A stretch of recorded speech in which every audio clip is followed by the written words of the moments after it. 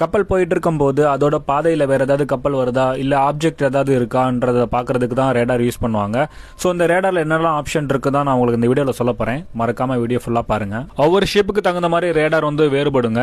So இந்த நார்மலான ஒரு பேசஞ்சர் ஷிப்பில் வந்து ஒரு 75 கிலோமீட்டர் தான் ரேஞ்சு. ஸோ இந்த ரேஞ்சுக்குள்ளே வேறு ஏதாவது ஷிப் இருக்கா, வேறு ஏதாவது ஆப்ஜெக்ட் இருக்கா நம்ம ஈஸியாக தெரிஞ்சுக்க முடியும். இந்த கிரீன் கலர் சர்க்கிள் பேர் ரேஞ்ச் ரிங்ஸ். இந்த ரேஞ்ச் ரிங்ஸ் மூலமாக நம்ம சுற்றி இருக்க ஷிப் எந்த இடத்துல இருக்குது, எந்த மூலையில் இருக்குது, லெஃப்ட்டில் இருக்க, ரைட்டில் இருக்க எல்லாமே வந்து நமக்கு இந்த டிஸ்பிளேல காமிச்சு கொடுத்துரும். அப்புறம் ரொம்ப பவர்ஃபுல்லான விஷயம் இதுதாங்க, இபிஎல் அப்புறம் விஆர்எம். இதை வந்து நம்ம மேனுவலாக அட்ஜஸ்ட் பண்ணுற மூலியமா நமக்கும் அடுத்த ஷிப்புக்கும் எவ்வளோ டிஸ்டன்ஸ் இருக்கு, அவங்க எவ்வளோ ஸ்பீடில் வராங்க, நமக்கும் அவங்களுக்கும் இடிக்கிறதுக்கு வாய்ப்பு இருக்கா இல்லையான்றதை கணிக்கிறதுக்கு தான் இந்த இபிஎல் அண்ட் விஆர்எம் டூல்ஸ் வந்து யூஸ் பண்ணுவாங்க. இதை மேனுவலாக அட்ஜஸ்ட் பண்ணுற மூலியமா அவங்க ஈஸியான ஒரு கால்குலேஷனுக்கு வந்துருவாங்க.